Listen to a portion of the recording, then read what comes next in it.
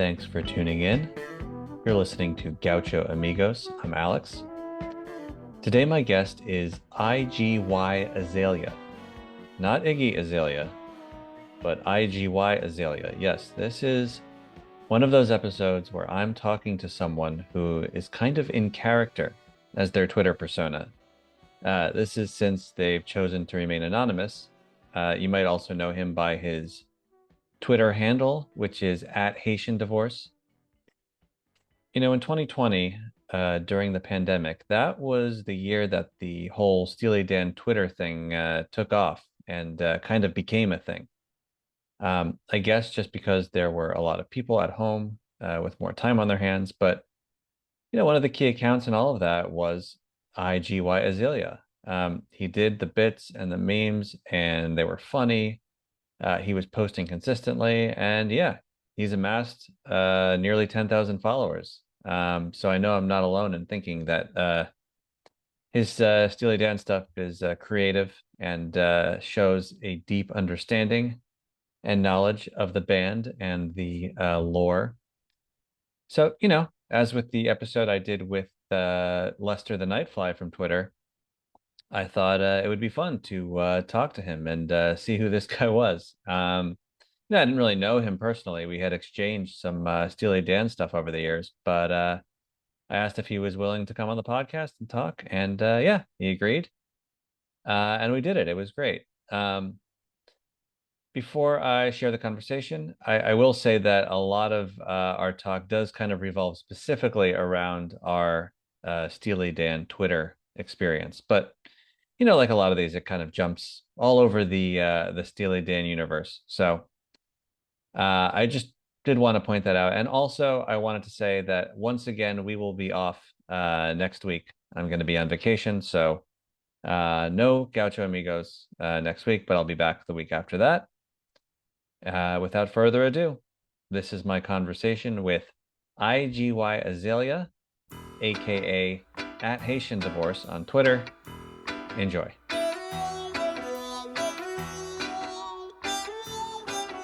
It's just music, but I think it's encompassing something larger. It's music made by really weird people as like almost a signal. Really weird people. And that's my wife's like, well, what'd you call it? Haitian Divorce? You're looking for a divorce? So no. Let's slow that down or whatever. I was like, it's a deeper enough cut that, like, as I love Scam a lot. Scams. Don't ask me my favorite album because it changes every week, but Scam is always going to be there. And like Haitian Divorce is this weird, funky track, and so it's almost like a signifier, like a bat signal, if you will, of like, well, if they recognize this at handle symbol, then like they're probably a fan, and it's like then that might be someone I might want to fucking post with or chat with or do whatever about. And so it was. Yeah, there's the hits, and then there are the ones that are cool on the Steely Dan Twitter like level. So, I'd say the hit side of thing, you have your Do It Again, your Reelin', your Ricky. But then there's the Twitter, the Haitian Divorce, Glamour Profession. It's a little bit of a different, like, do you know what I mean? I'm not pitting one song against the other, but I just feel like there are ones that the fans tend to go nuts over. I think because they hone in on the weirdness of it, like you said, or the sort of the oddball sensibility like that runs throughout the Steely Dan catalog. I got a record player for the birthday or Christmas long time ago, and one of the first albums I got on there was Gold, and it's like a triple disc, like insane compilation, and one of the ones was Here at the Western World, and I was like, I just assumed everyone like knew what that's. Made a reference to it. They're like, what was that? And I was like, oh, that's that is Here at the Western World. It's like, I'd never heard that song. I was like, what? How do you not know this? Like, clearly must be one of their greatest hits if it was on like a greatest hits compilation, because I didn't even get like super deep into the album cuts for a while, just because it was hard to get. Like, I mean, I was listening to other stuff as a 20 something in college too. Like, so Asia and Scam and things like that, but like really getting down and like appreciating how good Countdown is, how good Katie is, like really a fun musical journey, I guess. Like, and now as have gotten through my mid 30s to now 40s, the appreciation for Two Against Nature has grown dramatically as well, which is really funny to think about because it sounds so cliche, but it is very true how really good that album is. Yeah, I mean, some Dan fans don't like it. I dig it. I mean, I think when it came out, I didn't like it very much when it came out. yeah. I was 21 years old, 21 years old. I was like, this shit doesn't rock. This sucks. Yeah, it's not very rocking, I guess. Yeah, well, No, it's it came not. out. It came out when I was in high school, and I wasn't even a Steely Dan fan at that time. So, Mhm. it kind of hit me later. So, but that's interesting. Yeah. So you got into them when you were a teenager. You got Decade of Steely Dan, but then when did you start to really dig in to like the albums and the catalog? Like, the Probably like late 20s, I'd okay. say. Like started like that's when I started kind of renewing my vinyl interest, and then I picked up a couple on CD, and then I mean I had everything on an iPod too. Like that always, I think that really helped like accessibility of music when you can download the whole artist catalog. Yeah, that's kind of changed the game, especially for a band like Steely Dan, where like a lot of the best material is just underneath the surface. Yeah, So like yeah, if you had only been exposed to the surface level stuff, like the hits that I was kind of just talking about, yeah. which is what happened to me. I didn't really like nothing clicked, but then it was about 10, 12 years ago that I heard Babylon Sisters for the first time, which that Mhm. one you kind of have to know the album to know it, and I heard that, and that's what got me in. So then I went and listened to Asia and Gaucho, and then like Yeah. from there it was just I was off and running. One complaint, like lost one complaint, I guess, is musical. I guess the order choice of which they like staggered their songs. I've always kind of had an issue with. So I'll go back and recut like most of the. Oh, you resequence the albums? Oh yeah, I do it. I do it a fair amount on some of it, and I'll You throw want it to, I'll pull up my Asia thing yeah, here real share quick. some of your resequences, or Well, at least and I get one. so much shit in the chat for it there too, but it's That's my fun music. to. I So do that when I get to a point where I've heard an album like 10 times, then I yeah, start to think about because it just makes it more you know it's fun to think about, I guess, if you're like my Asia Taylor's version here. By the way, there is actually there's for the cassette release of Asia and Katie, Uh-huh. there are alternate sequences. Oh, see, that's what I love. Like Yeah. there are so many weird little like just facts. And that's, I mean, I don't know everything about Steely Dan. I'm far from it, but like hearing a little factoid from somebody or just some little nugget of information like that, it's so satisfying to me.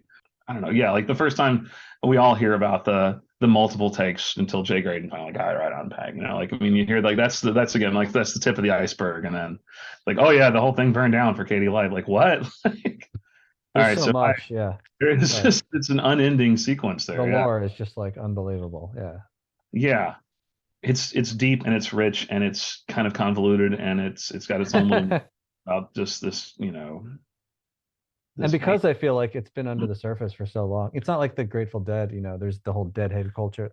The archaeology, the archaeological element of it is kind of still in motion. You know what I mean? Like it's still somewhat fresh. I feel like with the And it's still Grateful being Dead, written there too, it's because still being I think written. that's what because it's such a memeable band too. That's what really got me into because I've been I mean posting on fucking internet forums that is 20 some years now, probably like 25 at this point, and just making jokes about. I think that's the thing too is like you can't really love something unless you can really like savagely mock it or make a. I mean because it's not none of this is serious. It's all just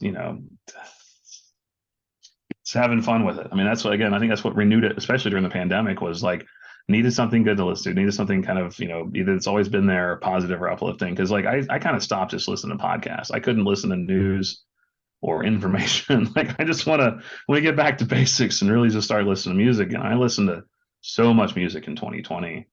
It's funny that you mentioned the Grateful Dead because the transition from listening to a lot of Steely Dan to making that jump to the Grateful Dead because a lot of the people I met on Twitter were really big Dan fan or Grateful Dead fans too, and there is a good overlap, good transition from Dan fan to Deadhead. I think not full blown Deadhead, but Yeah, I listen to both. um, I prefer the Dan. I'm not a Deadhead, but I listen to a lot of Grateful Dead too. yeah, I don't identify as a Deadhead, Yeah. but I do enjoy listening to them quite a lot. Oh yeah, so I pull this. So Yeah. we go Josie, and we go Black Cow, and we go Deacon Blues. All right, we're in the ballpark here. And then we go I Got the News, then Peg, and we slip in FM, and then Asia, and then Home at Last. And it's to me That's the ideal.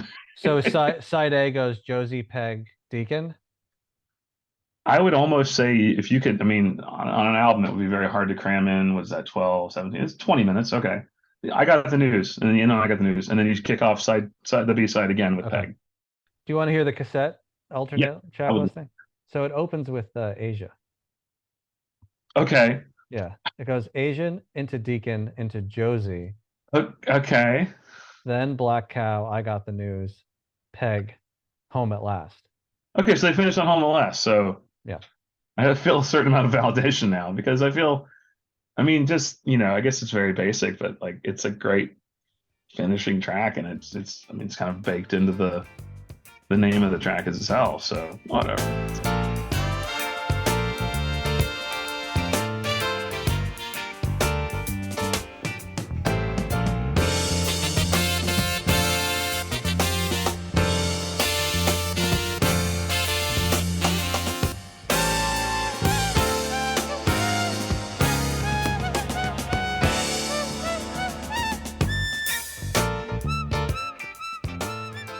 Your Peg Mummy that story mashup.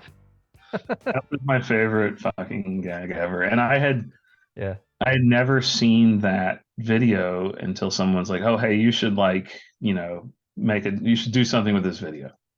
And I said, "All right, I think I got an idea for that." And I did. I mean, first of all, the video itself is hilarious. Like, it really helps when the source material is like already incredibly fucking because I don't know if you've seen. I'm sure you've seen the original Mummy video where it's like it's hilarious. It is objectively hilarious.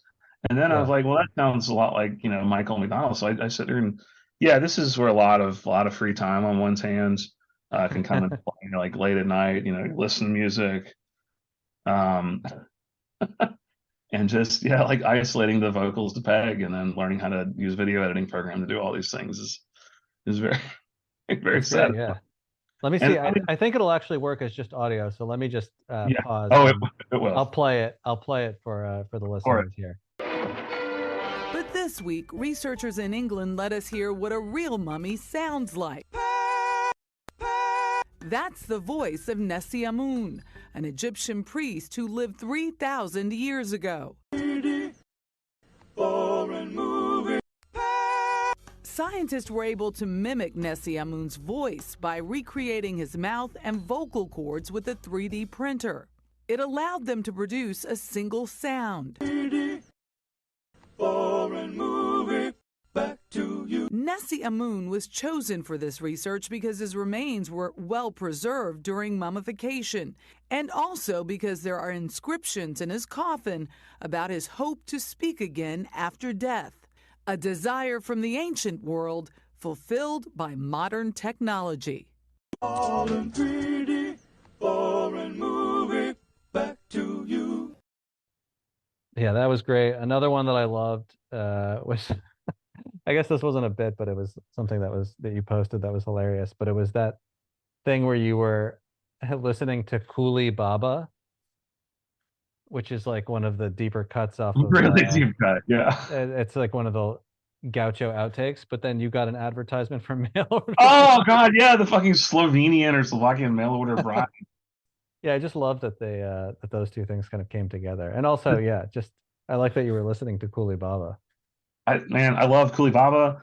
I love the Bear. I love like all the Lost Gaucho stuff. To me is so incredible. Like that, the mythos and lore of all of the unheard, unknown stuff, especially like now, like I don't know, just hearing some of the stuff that like I am big on hearing or doing something for like the first time, like the first time you ever did so and so, the first time you ever heard of vinyl, the first time like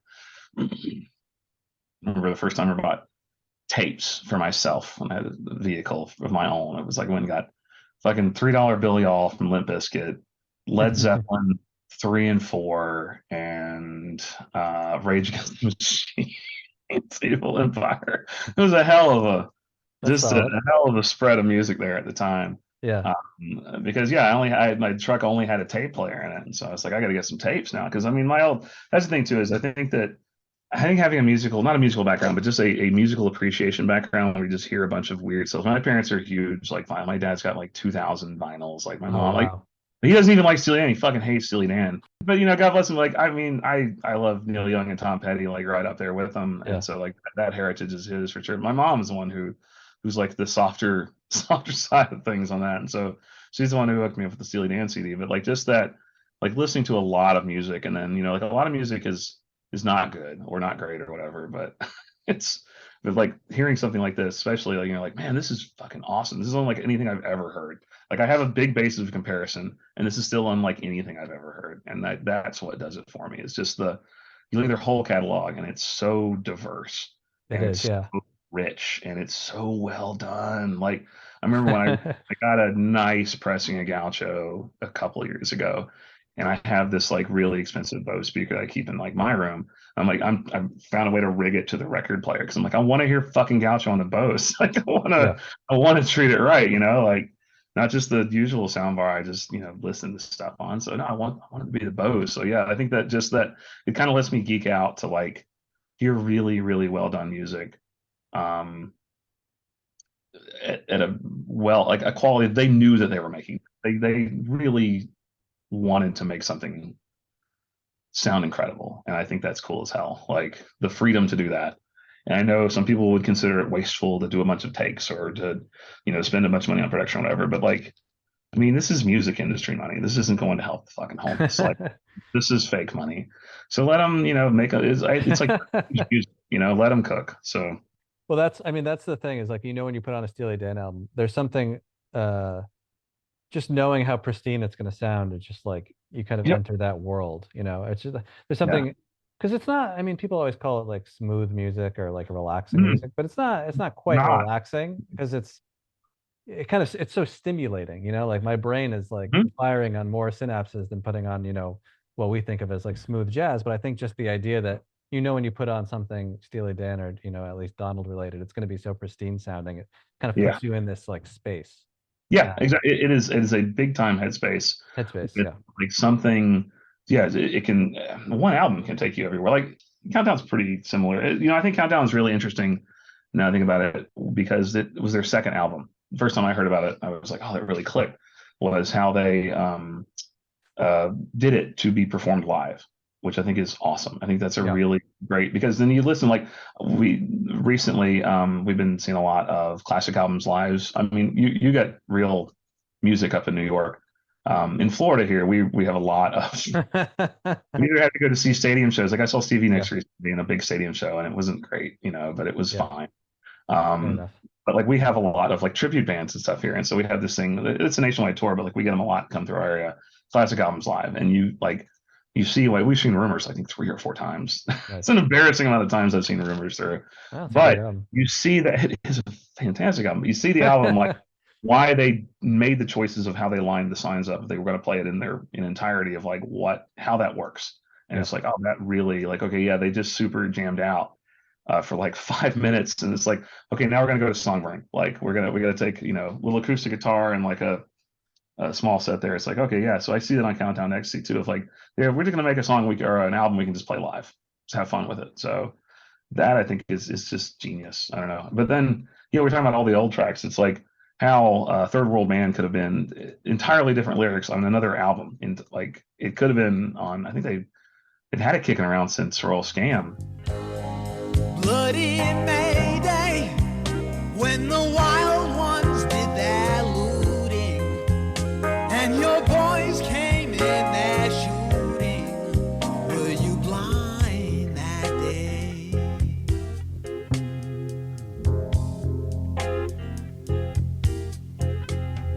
You safe in your disguise. Who lives behind those eyes? I could swear there's no one there. Here's the thing with Steely Dan, I think before the Twitter thing started, is just like I feel like a lot of the literature on it is just written by like music critics.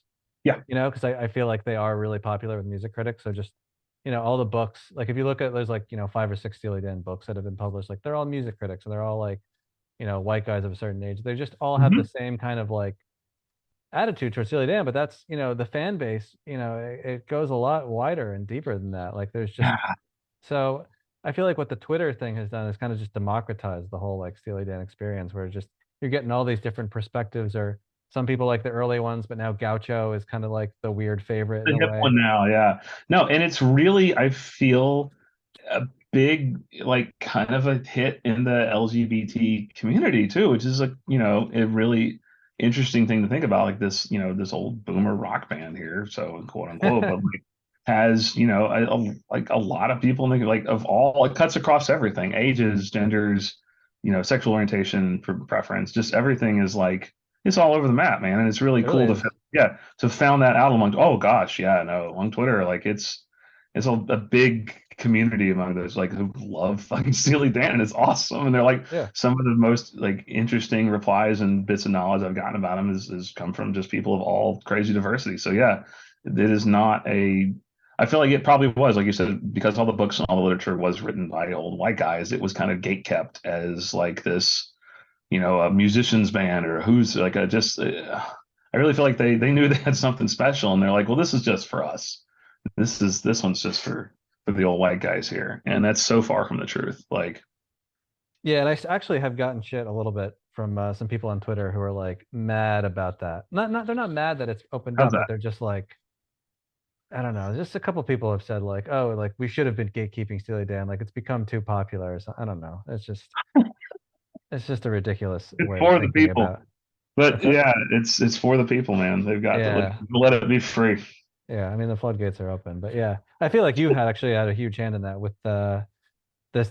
You actually made the Steely Dan Twitter community, right? That was your. Yeah. I mean, I made the community, but I mean, just the posting kind of like ethos had been like a bunch of like really extremely online people for a while there, and obviously your account was an enormous fucking deal. Because it was, and I've always appreciated the flip to positivity you make. And I think that is kind of the new generation of Dan fans or whatever we are of like, because I guess we're what, the second wave people are, because you're what, 37, 38?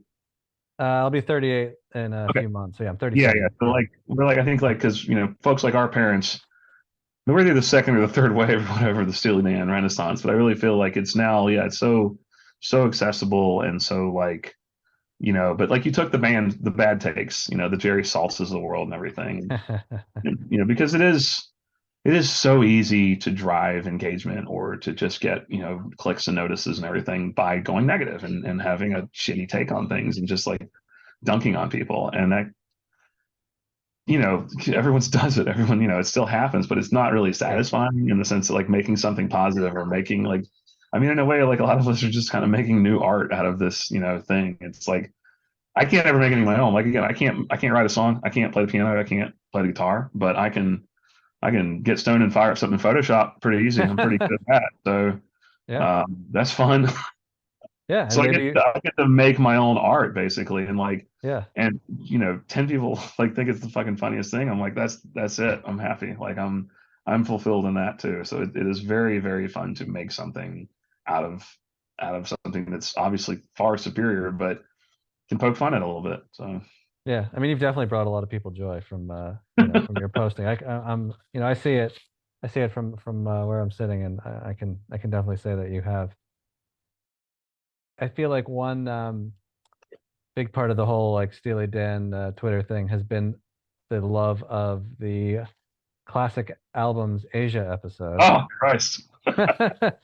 And I don't want to sidetrack real quick, but like the first thing, we got my kids an Oculus for Christmas this year. oh, nice. So on Christmas Day Eve, like everyone gone to bed or whatever, I fucking fire up classic albums live. I put the Tubi account in, and I fired that motherfucker up and watched it. And it was like it was watching it in a home theater because I was like, oh, I've been waiting to do this for like a month. This That's awesome. anyway, so yeah, no, classic albums live has and will continue to bring me such an immense amount of joy because it is ridiculous. It is a ridiculous documentary. Like, there's no drama. This ain't rumors. This is just them geeking out of the soundboard and having fun. Like it was great. So anyway, continue. Yeah, well, they're all the people that worked on that album are all. It's such an oh, oh, it's a bunch of nerds, really, a bunch of music nerds, and they're all sort of awkward and they're all oddballs in their own way. But it's like they're all very different, like their personalities. But the way they're kind of like you know, the way it's edited in a way that like you seeing all these different perspectives from these weirdos. It's just like fucking cool. It's just And it's even a hoot. Purdy, who's cool as hell, is a fucking weirdo too, man. You got the backbeat, you got double time, and you have it almost shuffle. Ooh, bee, bop, bop, booka, booka, da da da da da. Ooh, ah, ah. Bernard, you know, there's the famous story where he would come to a session, in the early '60s, and he'd have two signs with him, and he'd set up these signs. One on one side of the drums would say, "You done it," and then the sign on the other side would say, "You done hired the hit maker, Bernard Pretty Purdy." I was just remembering kind of where I remember like a second renewed renaissance came from was, and also the most millennial thing I'll probably admit today was when it was on Graduation, on the Champion song. Yeah, Kanye. that's true. Motherfucker, I haven't thought, man, how good was that sample? Like, Yeah, and that then was of sick. course, then the lore. Then you read he wrote to Donald Fagen and asked for the sample. And, like, it's fucking crazy. Like, Yeah, just that Kanye also is somehow part of the Steely Dan saga. he's Like, part of the lore. Yeah, he he's is one of the 100%. characters in the saga. I remember I probably banged Steely Dan pretty hard because it was I listened to Graduation a lot. Graduation, we used one of the songs in our wedding. Yeah. We used "Good Life" as the entrance theme when we walked in during the reception there. So that was a big that had a big impact on me. It's funny because I was there's a couple of years there where I tuned out of Kanye because I loved the first two were huge. Oh, College Dropout and was it Late Registration? Late Registration, yeah. I was in college when those came out, and I remember being like super, like everybody was super obsessed. But then I think Heartbreak. After 808, I stopped listening. I'm sorry. Yeah, that one and Graduation. I think I was post college and kind of tuned out of music for a bit. Mhm. So I missed those. And then I got when Twisted Fantasy came out, I got back in. But then I did hear, then I went, so I actually missed Champion. But then, you know, when I was obsessed with Steely Dan, I was like, oh shit, there's, I think like an ex-girlfriend like was listening to, I remember she was putting on Graduation, and then Champion came out like, this is Steely Dan, you know, like this is Steely fucking Dan. Holy shit, like you know how huge this is. it hit so hard for me because at that point I remember probably around that time, I was still working, and I had worked in a computer lab at college, and this is an undergrad, and I would like entertain myself by finding old web pages and everything and downloading like either old hip hop song, like I'd download hip hop songs, and then I would like download the old sample and like have them on like back-to-back playlists and everything. And so like I was really into like samples, like because I grew up on Nas. Like Illmatic was really important as far as like stuff I like to listen to. That was a huge CD. Obviously the Chronic is like what owes everything to Funkadelic, and so like being able to hear like one of my favorite bands get sampled by one of my favorite artists at the time was like so fucking cool. That's awesome. Yeah, well, Illmatic is like, you know, it's a great album, but it's also, you know, the fact that you like Illmatic and Steely Dan. I mean, you have a slightly New York soul there, yeah, like you have or a richer palette or something, you know, something like that. Yeah, I know, because being... I feel like I could absorb that like culture through media is the only way I can do it. So I mean, it's really like, I think that reference to the old, I think is something because like, you know, when you look at when Don had his own chance to do the Nightfly, and you look at the songs that are on there, like, you know, Ruby Baby was like an old Drifter song or something. Like it's all stuff from his kind of formative years, and you know, it's really neat to, I don't know, I guess see the level of respect that he gives to other artists and what he makes out of that. So yeah, it's true. I mean, he does show his reverence for the originals, the OGs, or whatever you want to say, the Duke Ellingtons and all these other, you know, Charlie Parker and whatnot. So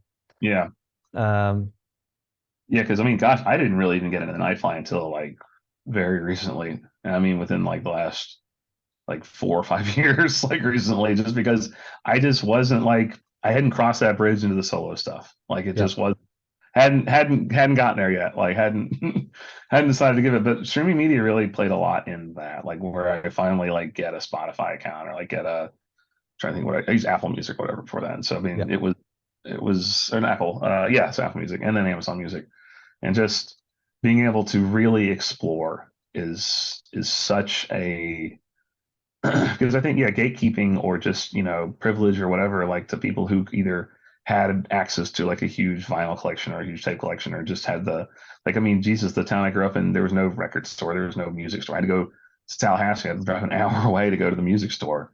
And, I wasn't like taking time to kite dig or do anything like that, stuff that, I wasn't able to do until college. And so being able to explore just a vast wealth and library of music has been really great for me. I feel like it's like a second childhood in that sense for me, being able to discover all these things. But then because everyone else is doing it, then I can make jokes about it because I like to make jokes about stuff.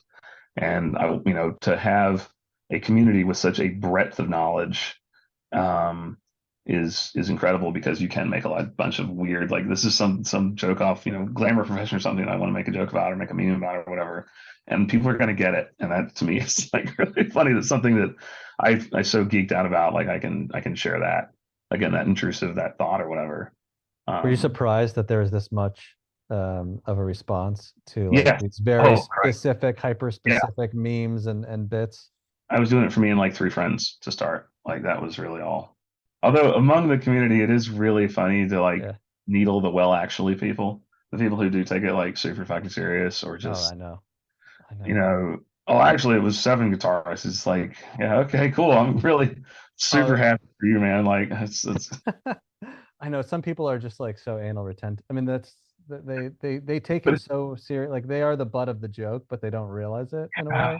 it's my Because they're favorite the part. people who are like, actually, it was, Purdy actually didn't play drums on that track. Yeah, He it only was played it was drums on. it was Rick Marotta actually on Pat. All right, cool, man. Thanks. Like Yeah, I I didn't know. go fucking wiki it. I'm sorry. Like I to make it know. I fucking know. I know. They get pedantic is the word. well, It's but you just know like, what though? That is like that's I think at the core of that is the Dark Donald sort of aspect to it though, is the pedantry of like, well, I bet Donald was such a fucking well actually kid. I feel he has those vibes like well, in maybe school. Walter balanced him out because That's what I'm Walter saying. seems He more begin and the like end there, yeah. one thing that I feel like there's some sort of weird relationship with. So like a lot of your bits and just kind of the general like Twitter world are just doing bits on like Steely Dan characters being losers or weirdos or just like these chuds. And then like you go on Twitter and it's full of these people, right? Like the Yeah. Twitter like landscape is just full of these fucking like loser weirdo grifters, just like all these people that get dunked on every day, they're kind of almost unavoidable. Hmm.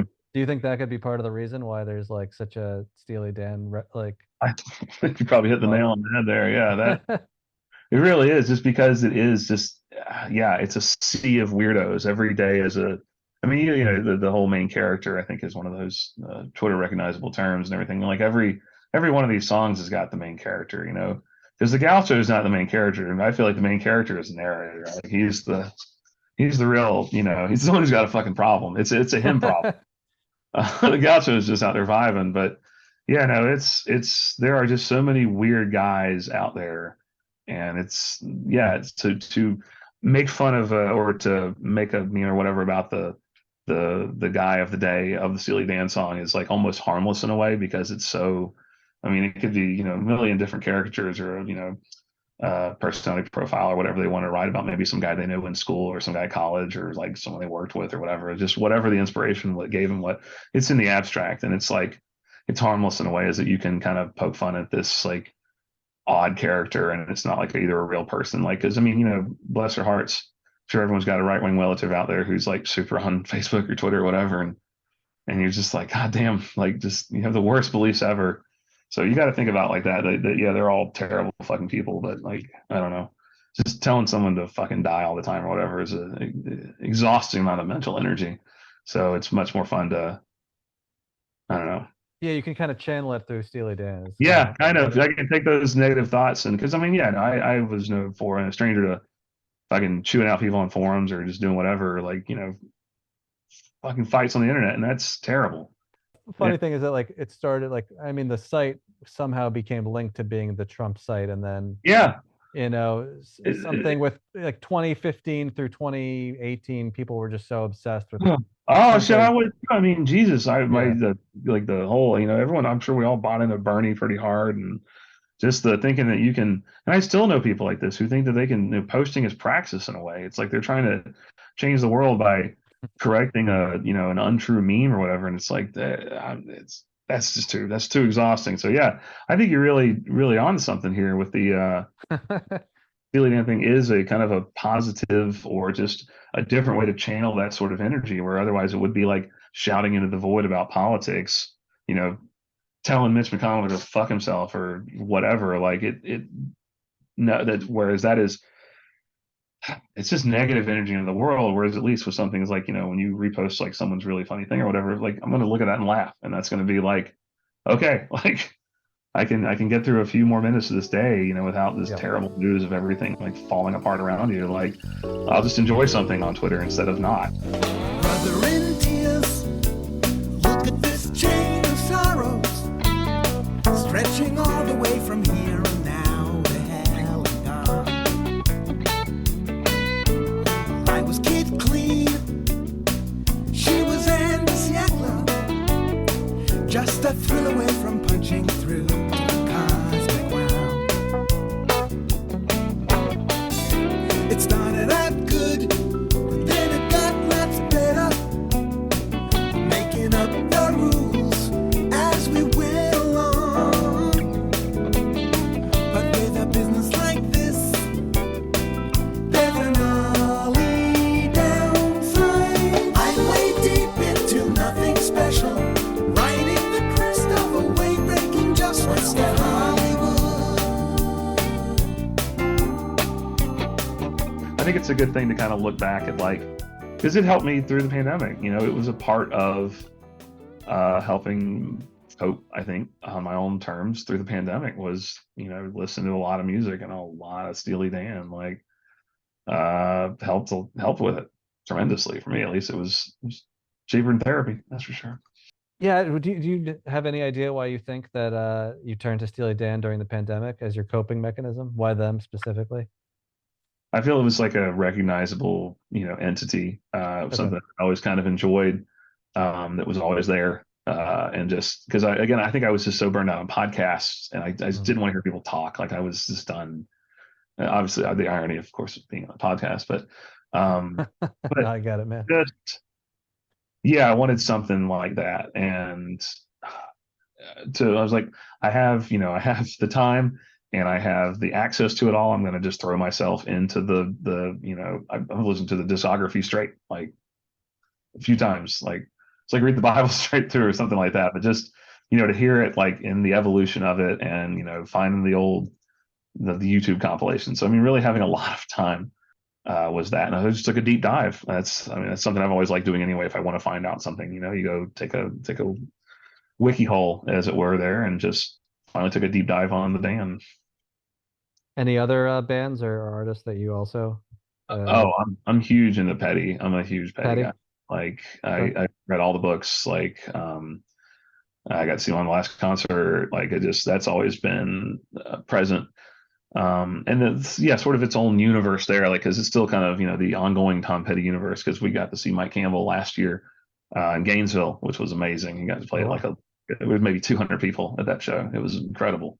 And so yeah, my roots definitely were like Neil Young and Tom Petty, and all that was on the radio was like Southern rock, and like it was but then my mom was like a huge Beatles fan, and so it was like, my dad was a huge Stones guy, and so it was the classic rock, like just the ultimate child who grew up in the late 80s and early 90s formative years of music, and all that was 100% on the nose. And just because we lived like out in the country, and there was a lot of like time for commuting. I listened to like a lot of tapes with my dad and a lot of radio with my mom, and so like between that, I just like classic rock radio. There was some app we used to do on road trips, like with friends and everything, and it was like name that tune, essentially, because it would pull from like either a pre-done music library or own music library or whatever. And so like anything from like 1965 to like 1979, I could probably nail within about 3 seconds if it was on classic rock. And it just drove them fucking crazy. But it was fun because we all had our little genres. We could do that. And I think I've always enjoyed listening to music as a social activity too.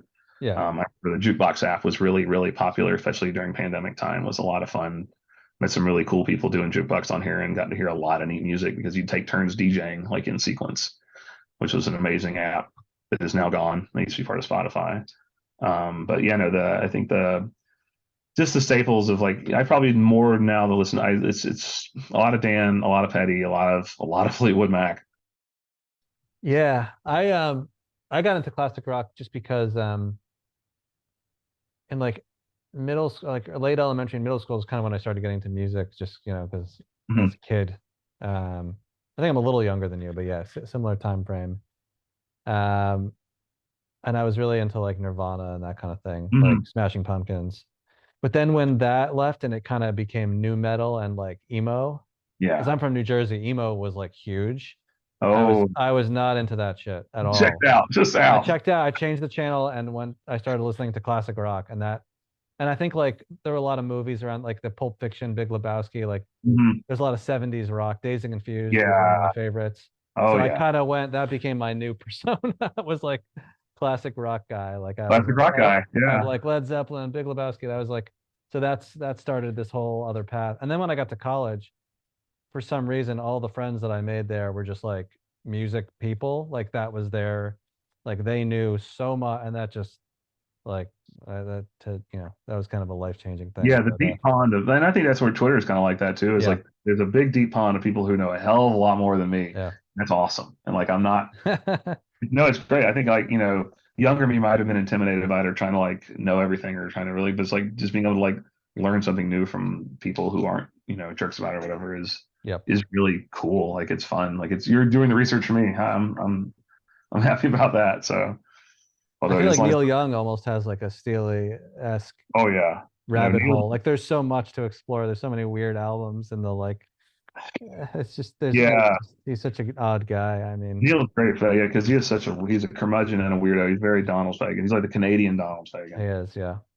It's interesting though because like I remember the first time I heard "Rocking Around" and I was like, this is dog shit. And then you realize why he wrote it, why he did it, because he was a big "fuck you" album. I don't know if you know Yeah. the story behind that. I'm sure you do, but like the protest album as he owed a record, he owed an album to the studio, Right. and he did it as a fucking rockabilly album. It was like I don't even know, man. It was awful. It was. Yeah. Yeah. And it was less than 25, 30 minutes long. It was a short album, dude. And it was like, all right, I'm out. It was like the anti-Nightfly. When Ronnie and Nancy do the bopping along, the rocking in the White House all night long. Everybody's rocking, baba, baba. Everybody's rocking, baba, baba. Everybody's rocking their blues away.